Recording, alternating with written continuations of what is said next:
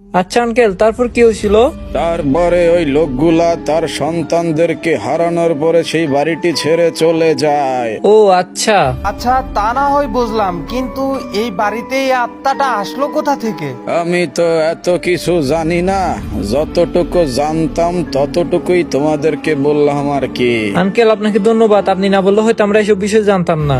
আমাদেরকে যে করে হোক এই বাড়ির মূল রহস্য বের করতে হবে। প্লিজ আঙ্কেল একটু হেল্প করেন। আচ্ছা, তোমাদেরকে একটা লোকের কথা বলে দেই, হয়তো বা তার কাছে গেলে তোমরা অনেক কিছু জানতে পারবা। হ্যাঁ আঙ্কেল, আপনি বলেন। হ্যাঁ আঙ্কেল, আমরা তার কাছেই যাব। বলেন সে কে? সন্ধ্যা হয়ে আসতেছে, এখনই এখান থেকে চলে যেতে হবে। এখান থেকে চলে যাও, তোমরাও চলে যাও, সেই ভয়ানক ঘড়িটা বাজার সময় হয়ে গেছে।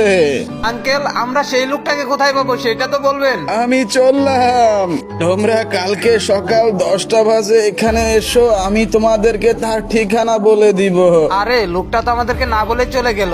আচ্ছা, কালকে সকাল 10টায় আমরা ঠিক এই জায়গায় আসবো, তারপরে হয়তো বা কোনো একটা তথ্য পেয়েও যেতে পারি। আসসালামু আলাইকুম ভাই ব্রাদার, আজকের এই ভিডিওর পার্টটা তোমাদের কাছে কেমন লাগছে অবশ্যই কিন্তু কমেন্ট করে জানাতে একটু ভুলবা না। এই ভিডিওর দ্বিতীয় পার্টটা কে কে দেখতে চাও সেটা কিন্তু কমেন্ট করে বলবা। দেখা হচ্ছে তোমাদের সাথে নতুন কোন একটা আহট ভিডিওতে অতি শীঘ্রই। সে পর্যন্ত সবাই ভালো থাকো, আল্লাহ হাফেজ।